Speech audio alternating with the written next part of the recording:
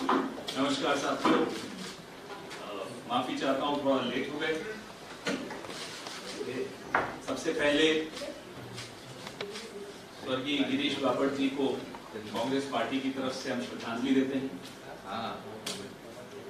बहुत महत्वपूर्ण मुद्दा है। अभी लगभग 1 महीना पहले भी मैं मुंबई ही आया था गौतम अदानी पर प्रेस वार्ता करने। 1 महीने से ऊपर हो गया है।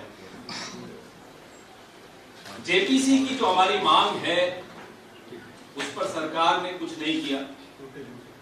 उल्टा जो जेपीसी की मांग करने में सबसे आगे आवाज उठाकर चल रहे हैं, राहुल गांधी जिनका नाम है, उनको परेशान करने में कोई कसर इस सरकार ने नहीं छोड़ी। राहुल गांधी जी ने 7 फरवरी को संसद में भाषण दिया। बड़े स्पष्ट 2 सवाल पूछे कि जो अदानी की कंपनी है उसमें 20,000 करोड़ कहां से आया, वो शेल कंपनीज कौन सी हैं, किसकी हैं, उन शेल कंपनीज में एक चाइना का नागरिक क्या कर रहा है।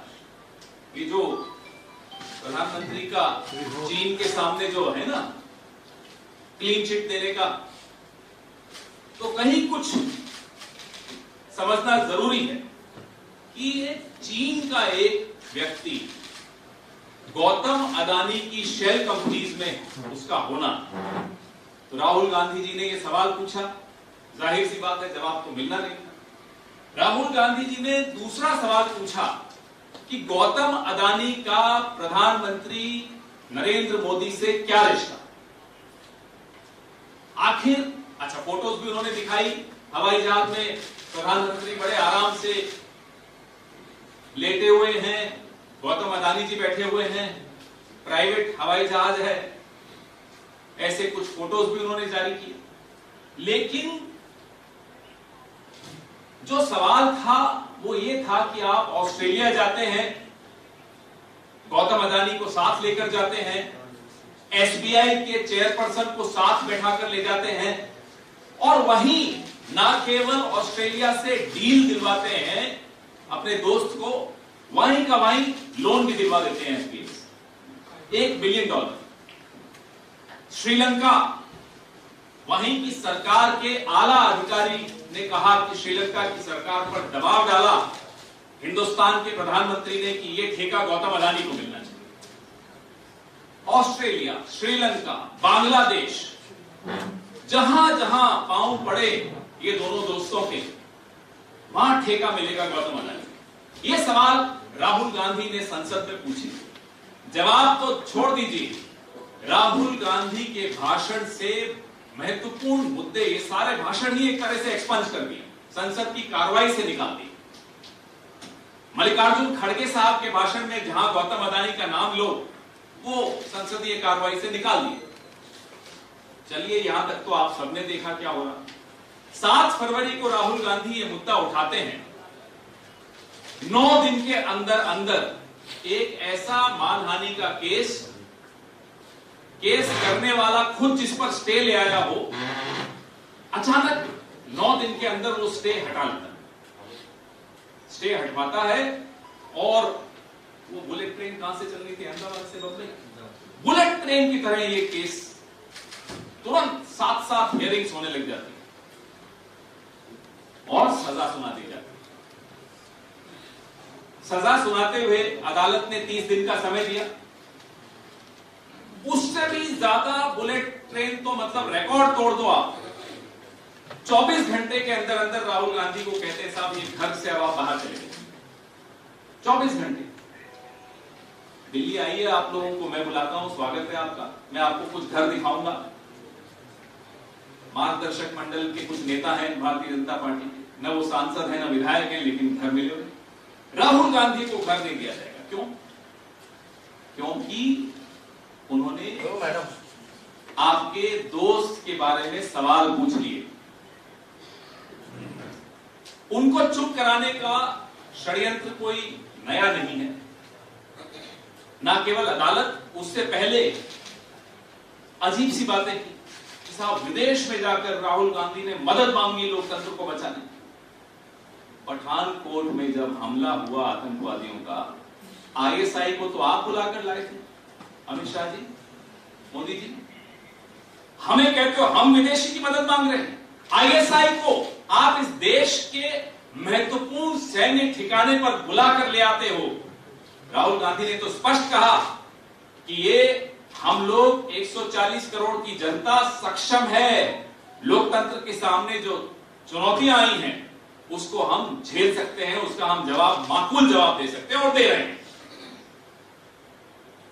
फिर कहा साहब नीरव मोदी, मेहुल चोकसी, ललित मोदी का नाम लेकर आपने ओबीसी वर्ग का अपमान कर दिया। नीरव मोदी ओबीसी है, ललित मोदी ओबीसी है, ये पिछड़े हैं। ये पिछड़े नहीं है, ये मोदी जी के बिछड़े दोस्त हैं। बिछड़ गए, देश से निकल गए। Red corner notice Mehul Choksi, हमारे मेहुल भाई कहते थे ना मोदी जी, तो मोदी जी के बिछड़े हुए मेहुल भाई का रेड कॉर्नर नोटिस भी खत्म हो गया, अब वो आजाद हो गए। आप नीरव मोदी, ललित मोदी, विजय माल्या, मेहुल चोकसी को पिछड़ा बताकर आप पिछड़े वर्ग का अपमान कर रहे हैं मोदी जी। राहुल गांधी को आप घर से निकाल दोगे, ईंट पत्थर के घर होते हैं। राहुल गांधी ने इस देश के दिल में जगह बना ली। जो आदमी 4000 किलोमीटर पैदल चलेगा, पांव में छाले, घुटने में दर्द, मुंह पे मुस्कान, लोगों से मिलता हुआ, लोगों की सुनता हुआ चला जा रहा हो, देश को जोड़ने के लिए चला जा रहा हो, उस पर आप आरोप लगाते हैं कि वो देश को बांट रहा है। आप पर लोग हंस रहे हैं। देश के सामने जो परिस्थिति आई है, जो समस्याएं आई हैं, बेरोजगारी का रिकॉर्ड जो टूटा है, 400 रुपए का सिलेंडर 1100 में बेच रहे हैं, इन सब से आप ध्यान हटाना चाहते हैं। कभी आपस में लड़वा के ध्यान हटवाते हैं, अनर्गल आरोप लगाते हैं, लेकिन अब तो आपने हद कर दी। 18 घंटे आप काम करते हो। वैसे हम गौतम भाई को भी रिक्वेस्ट करते हैं, क्यों इतना काम लेते हो प्रधानमंत्री, थोड़ा आराम करने दो। 18 घंटे आप गौतम भाई के लिए काम करते हो, हमारा ये आरोप है आप पर। नहीं तो कोई कारण नहीं हो सकता कि 33 करोड़ एलआईसी के पॉलिसी धारकों की आपको कोई चिंता नहीं है, एसबीआई के खाता धारकों की आपको कोई चिंता नहीं है, पेंशन फंड तक का पैसा अदानी जी की कंपनियों में जा रहा है, आपको कोई चिंता नहीं। आपको चिंता नहीं है कि चीन का कोई नागरिक इन शेल कंपनी में बैठा हुआ है, आप जानते हो, फिर भी आप चुप हो। सीबीआई ने एक प्राथमिकी दर्ज की थी इसमें, लेकिन सीबीआई तो साहब के हाथ के इशारे का इंतजार करती है। प्राथमिकी दर्ज हो गई, आज तक कोई कार्रवाई नहीं हुई। इसी केस में व्योम नाम की कंपनी है, वीटीपीएल नाम की कंपनी है, क्या हुआ उसमें हम जानना चाहते हैं। एक हिंडनबर्ग का हवा का झोंका आया तो देखिए क्या हालत हुई इस ग्रुप की। जेपीसी अगर हो जाती तो दूध का दूध और पानी का पानी हो जाता। इस देश में रोजगार देने वाली 5 या 6 कंपनियों का नाम मैं आपसे अभी साझा करूंगा, कहीं उसमें एक भी कंपनी अदानी ग्रुप की नहीं। जब वो रोजगार नहीं दे रहे, चीन का एक आदमी उनकी कंपनी में बैठा हो, अरबों रुपए के लोन बैंकों से ले रहे हों, एलआईसी का पैसा ले रहे हों, एसबीआई उनको पलक झपकाते ही लोन दे देता हो, कारण क्या है? लाभ किसको हो रहा है? देश को क्या मिल रहा है इससे बताइए। एक तिरंगा लपेट कर आकर बैठ जाना मतलब थोड़ा ही कि आप देश के लिए काम कर रहे हैं। कौन है ये चीन का नागरिक? कांग्रेस पार्टी ये जानना चाहती है, देश का एक हिंदुस्तान का एक नागरिक जानना चाहता है कौन ये चीन का नागरिक? क्या रिश्ता है इनका गौतम अदानी से? क्या नरेंद्र मोदी को इस रिश्ते का पता है? पता है तो वो चुप क्यों है, कार्रवाई क्यों नहीं कर रहे?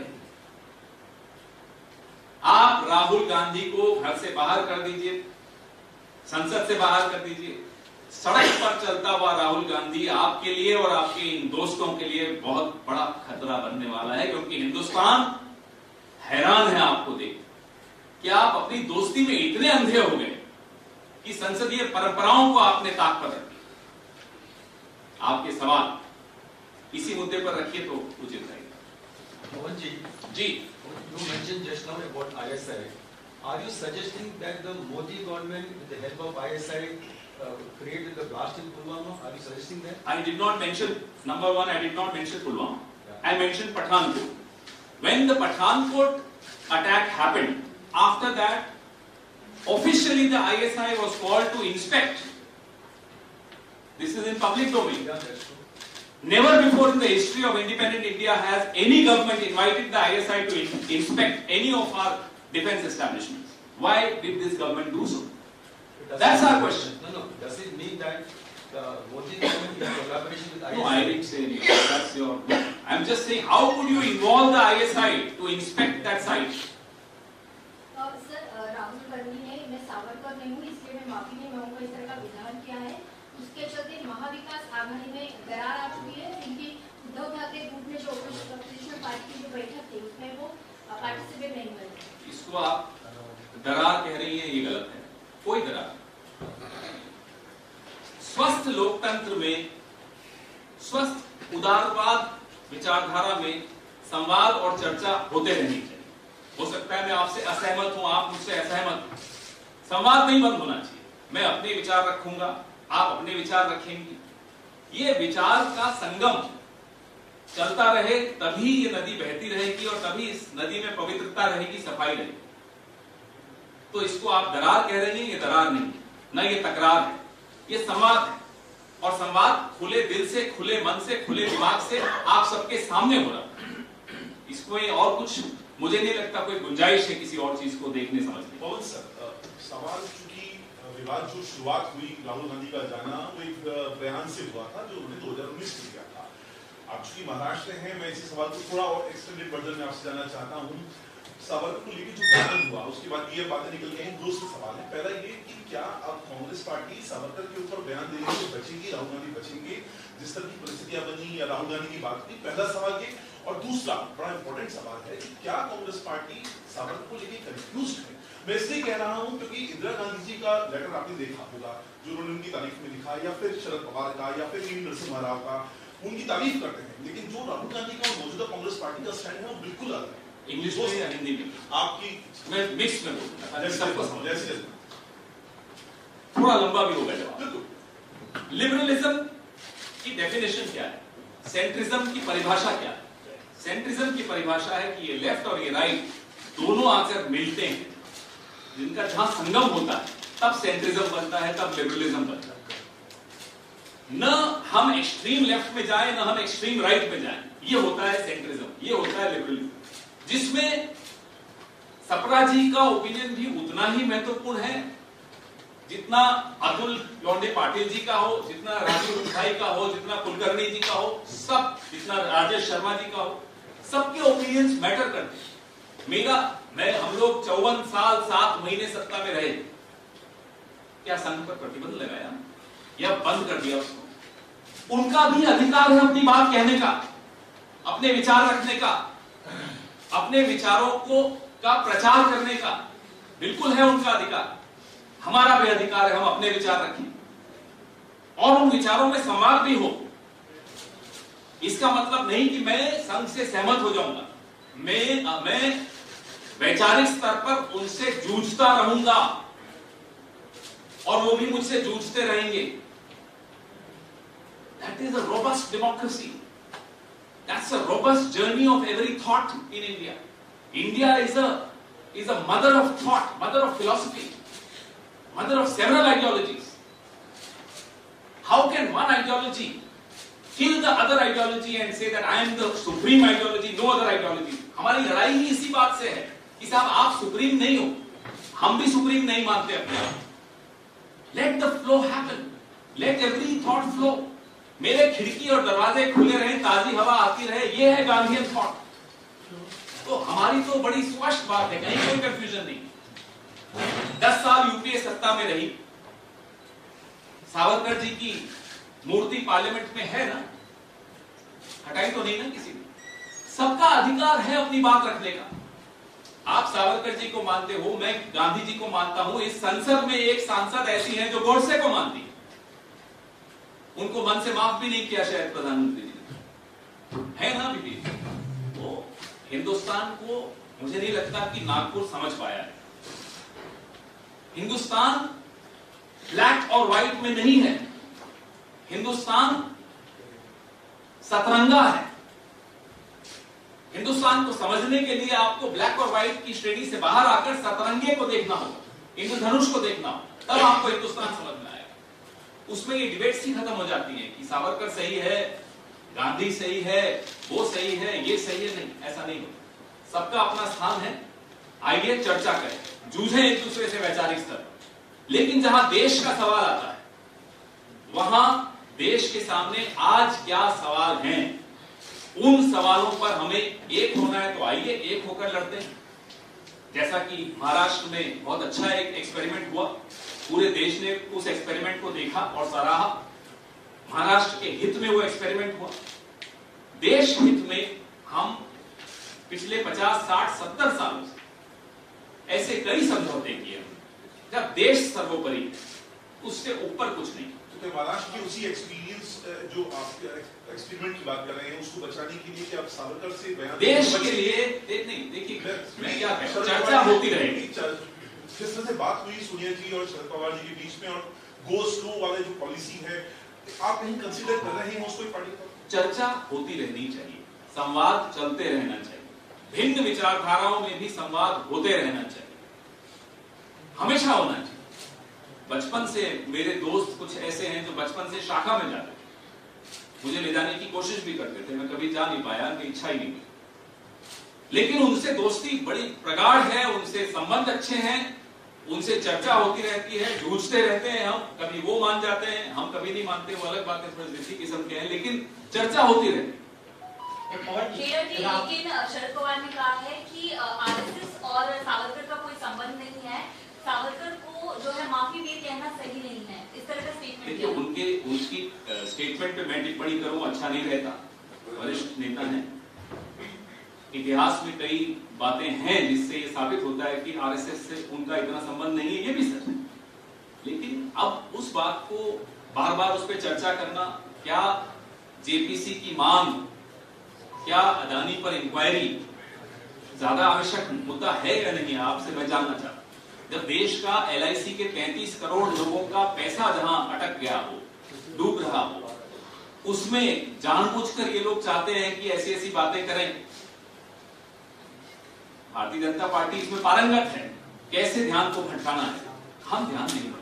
तो राहुल गांधी की तरफ से जानबूझ के सावरकर का नाम लिया गया। मैं भारतीय जनता पार्टी जिस तरह से इसको विवाद को पैदा करने की कोशिश, महाराष्ट्र सरकार सीएम डीसीएम जो है वो अपने डीपी को निकालकर वहां सावरकर की फोटोज लगा रहे हैं, एक जगह जो है वो गौरव यात्रा निकालने की भी बात कर रहे हैं। तो कहीं ना कहीं महाराष्ट्र में ये मुद्दा बड़ा होता नजर आ रहा है। मैं उम्मीद करता हूं कि वो पूरा इतिहास पढ़ा होगा उन्होंने, और छत्रपति शिवाजी महाराज की इस भूमि में क्या छत्रपति शिवाजी के विषय में क्या टिप्पणी की थी सावरकर जी ने, उसको लेकर भी क्या मुद्दा बताने वाले, क्योंकि लगातार आधी अधूरी जानकारी उनके द्वारा दी जा रही है। पहले दूसरे सवाल का दूंगा जवाब, फिर आपके पहले सवाल, क्योंकि पहले सवाल में ज्यादा रुचि भारतीय जनता पार्टी की कि राहुल जी क्या करने वाले हैं, थोड़ी मिस्ट्री रहने दीजिए।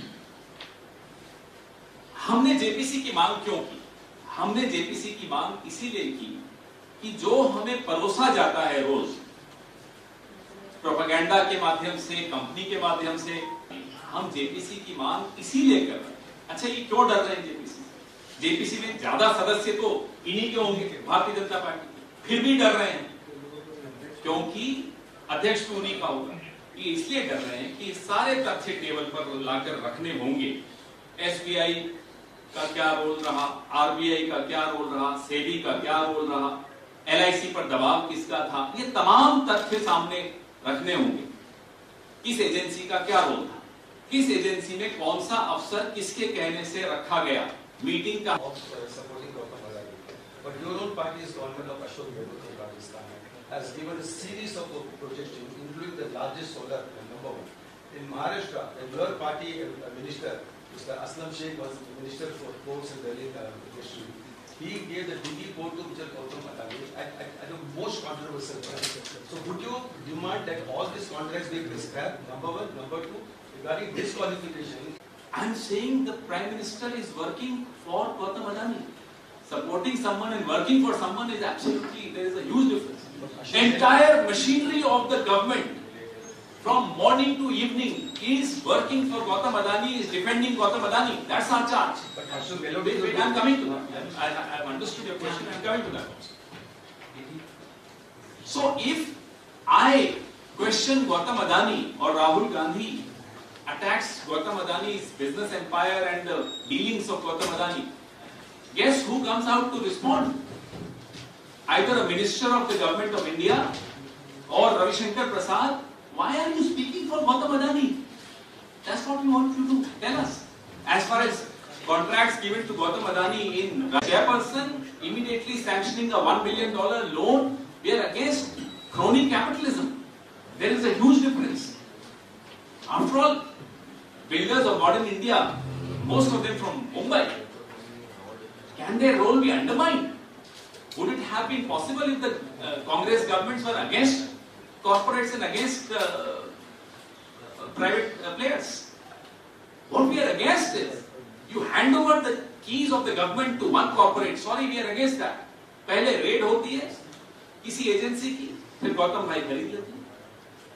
वो एनडीटीवी हो, वो मुंबई एयरपोर्ट हो, वो कृष्णापट्टनम पोर्ट हो, वो कोई आप नाम ले लीजिए जहां पहले एजेंसी जाती है. मैं पिछली बार भी मुंबई वाले ऑफिस में बोल के गया था, वो वीआईपी मूवमेंट होती ना, पहले पायलट, फिर साहब, फिर एस्कॉर्ट. तो पहले एजेंसी, फिर गौतम भाई, और पीछे पीछे एस्कॉर्ट, प्रधानमंत्री जी की पूरी सरकार. इस तरह से यहाँ डील्स होती है. हमारी किसी सरकार ने इस तरह की डील की हो तो आप मुझे बताइए. इंक्वायरी करवाने के लिए साहब बैठे हैं, सीबीआई उन्हीं की, ईडी उन्हीं की, करा दीजिए. और राहुल जी के डिस्क्वालिफिकेशन को लेकर पहली बार पूरा विपक्ष एक साथ नजर आया. टीएमसी साल भर बाद आपके साथ में नजर आया. अखिलेश यादव ने जो कहा है कि अब कांग्रेस की जिम्मेदारी की रीजनल पार्टीज की अहमियत को समझते हुए अहम भूमिका निभाए. तो क्या यहाँ से आप रीजनल पार्टीज को उनका जो डिजर्व करते हैं वो देते हुए सबको साथ लाने की कोशिश करेंगे? देखिए,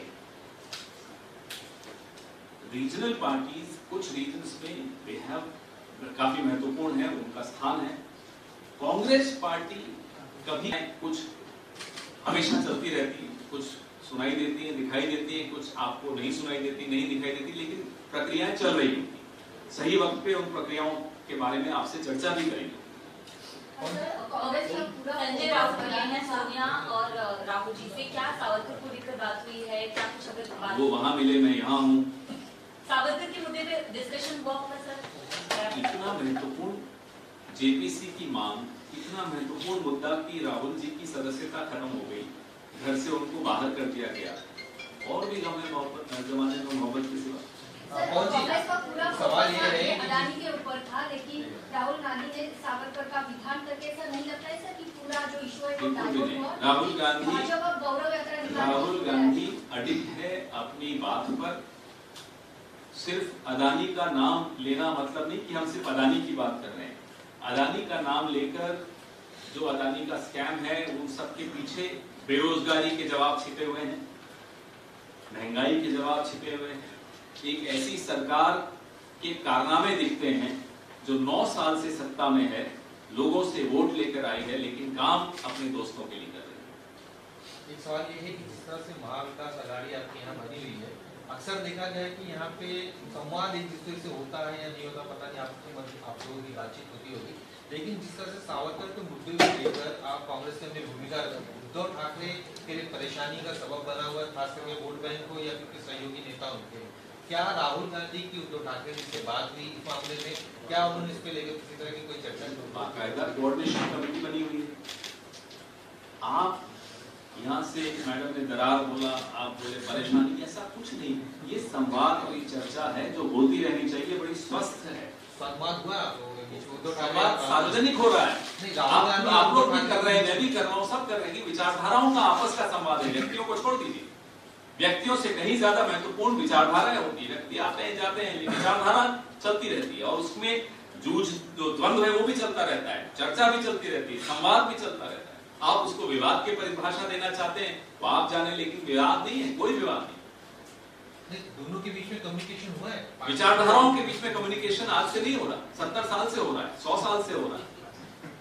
सर एक साइड से आप बोल रहे हो कि अडानी का मुद्दा जो है इम्पोर्टेंट है, राहुल गांधी जी की भारत जोड़ो यात्रा का भी सफर लंबा चला था और महाराष्ट्र में जब यात्रा थी तभी भी राहुल गांधी जी ने सावरकर के बारे में स्टेटमेंट किया था। अगेन दैट सेम थिंग मैं फिर कह रहा हूँ, तो विचारधाराओं का आपस का संवाद 100 साल से चल रहा है, तो चलने दीजिए ना। इसमें आप क्यों बीच में आ रहे हैं? मैं क्यों बीच में आ रहा हूँ? चलने दीजिए। Sir, you said that differences, ideological differences is good for robust democracy. But on one side we see, it is hampering the collective unity of the opposition. Like they have boycotted the dinner. It will never, I can assure you, it won't hamper unity, which is important in the larger good for the larger purpose. We have shown it to the people of Maharashtra and the people of this country. So be assured, nothing will come in the way to ensure the ouster of Mr. Adani's, Mr. Modi's government. Sir अभी जानकारी हासिल हुई है कि supreme court ने CBI को पालघर हत्याकांड में जिन साधुओं की मारपीट करके हत्या हुई थी उनकी इंक्वायरी सीबीआई को सौंपी। किस तरह से देख रहे हैं? मैंने भी आपसे ही सुना है, वो जब तक इसको स्टडी नहीं करूँ उस पर टिप्पणी नहीं करूँ। पवन जी, रामनवमी की बात करें तो बीजेपी हो, उद्धव ठाकरे हो या राष्ट्रवादी, सब इसको बहुत भव्य तौर पर मना रहे हैं। आगामी चुनाव के तौर पर इसको देखा जा रहा है। कांग्रेस रामनवमी पर महाराष्ट्र में खास तौर पर क्या तैयारियां कर रही है, अगर आप बता पाएं? मुझे लगता है महाराष्ट्र के नेता बोलेंगे उस पर ज्यादा अच्छा रहेगा, क्योंकि मैं दिल्ली में बैठा हूँ तो मुझे नहीं मालूम क्या तैयारी है। अयोध्या के लिए लकड़ियां जा रही है महाराष्ट्र से बड़े स्तर पर। आपको जानकारी होगी, जो टीकुड़ है वो हिंदुस्तान का नहीं, दुनिया का सबसे बेहतरीन टीकुड़ जो है ताड़ोवन में चंद्रपुर में मिलता है। डिश इंडस्ट्री कॉलेज आपको पता है, अंग्रेजों ने भी उसके लिए ड्राईपोर्ट बनाया था। तो ट्री जो है टीकुड़ हमारे इधर से जा रहा, हमारे घर से जा रहा है, इसकी हमें बहुत खुशी है। और जहाँ तक रामनवमी की बात है, ये बेवजह बदनामी की जाती है। आपको मैं बताता हूँ, नागपुर में ओंकारेश्वर राम मंदिर है, जिसकी 100 साल से भी ज्यादा बड़ी हिस्ट्री है रामनवमी मनाने की। और उसकी रस्सी जो है, वो रथ की रस्सी जो है, सामने मोमिनपुरा है, यहाँ अयोध्या का मंदिर है ओंकारेश्वर राम मंदिर, वो सब मिल के खींचते हैं और वहां पर सभी पार्टी के लोग जो है वो शामिल होते हैं। मैं ऐसा नहीं कहूँगा हम ही शामिल होते हैं, हम ही शामिल होते हैं। क्या पता पर कैसा ये मुद्दा बिंदु है कि हम दिखते नहीं। पवन जी, कल प्रधानमंत्री ने भ्रष्टाचार के मुद्दे पर अप्रत्यक्ष रूप से विपक्ष को घेरने की कोशिश की, कांग्रेस की क्या प्रतिक्रिया है? हंसी आई, बहुत तेज हंसी आई। और जब मैं हंस रहा था उस वक्त पुलिस वाले मुझे बस में बैठा रहे थे, क्योंकि कल हम सड़क पर आंदोलन कर रहे थे। तो मुझसे पूछ रहे थे क्यों हंस रहे हो? हमने तो कोई गुदगुली नहीं किया, आपको हंस क्यों रहे हो? हमने कहा मैंने अभी मोबाइल पे देखा प्रधानमंत्री भ्रष्टाचार पे हमें कुछ बोल रहे हैं, खुद जेपीसी से बचते हुए घूम रहे, संसद नहीं चलने दे रहे। हम तो प्रधानमंत्री को एक सलाह भी देना चाहते हैं। हो सकता है आप पर कोई दबाव, दोस्तों का दबाव होता है, हम सब पर होता है दोस्तों का दबाव, बचपन में जिसके साथ बड़े हुए हो जाता है कई बार। अगर आप पर दबाव है, कोई आपको परेशान कर रहा हो, वो गौतम भाई परेशान कर रहे हो, कोई और कर रहा हो, हमें बताइए, हम आपके साथ खड़े हैं, आपकी परेशानी कम कर देंगे। आप इंक्वायरी करा दीजिए ना, आप प्रधानमंत्री हैं देश के, चुने हुए प्रधानमंत्री, 303 सीटें हैं, 56 इंच का सीना है, आप में क्या कमी है? डर क्यों रहे हो, दब क्यों रहे हो दोस्त से? हम प्रधानमंत्री को पूरा समर्थन देंगे। अगर उस दबाव से वो निकलना चाहते हैं, हम उनके साथ खड़े हो जाएंगे। इंक्वायरी तो करिए, जेपीसी तो बैठाइए। तो भ्रष्टाचार पे भाषण अब प्रधानमंत्री के मुंह पर शोभा नहीं देता। राहुल गांधी जी के साथ जो भी खास घटनाक्रम घटा है, आपको इससे पहले याद होगा उद्धव ठाकरे ने बयान दिया था कि 2024 का चुनाव आखिरी चुनाव था। इस बार हाँ, 2026 का बयान दिया था। अब जो घटनाक्रम कांग्रेस और राहुल गांधी के पक्ष में चल रहा है, आप उनके इस बयान को किस तरीके से देखेंगे, या आप भी सेम लाइन पर सोचते हैं? मैं उद्धव ठाकरे जी से 100% सहमत हूं। जिस तरह से, जिस दिशा में लोकतंत्र को ले जाया जा रहा है, लोकतंत्र वाकई हिंदुस्तान में आखिरी सांसें गिन रहा है, ये अतिशयोक्ति नहीं, लेकिन उतना ही भरोसा इस देश के लोगों पर है कि वो लोकतंत्र को जीवित रखेंगे, ना केवल जीवित रखेंगे, जो लोग लोकतंत्र को का गला घोट रहे हैं उनको माकूल जवाब भी इस देश की जनता देना जानती है। इतिहास गवाह है। Pawan ji, you mentioned that the Modi government got an ISI to Pathankot, but your party leader, senior leader Manish Shankar Iyer, he went to Islamabad and made an appeal to the Pakistani government to help overthrow the Modi. We absolutely disagreed with him there and then. But he's still there in your We party. absolutely no. He has the right to say what he has to, but we disagreed with him, and that was a track 2 diplomacy. Track 2 diplomacy में RSS people also went. Mr. Ved Pratap Vedic, who just passed away this month, he was there. He not only went there, he went and met Hafiz Saeed. We did not oppose that. So, trying to make an issue out of this. Who is Manish Shankar Iyer? He is not a Prime Minister of India. We are in the opposition. But the Prime Minister of India, the government of India, getting ISI to a defense establishment is far more serious than these remarks of a track to diplomacy.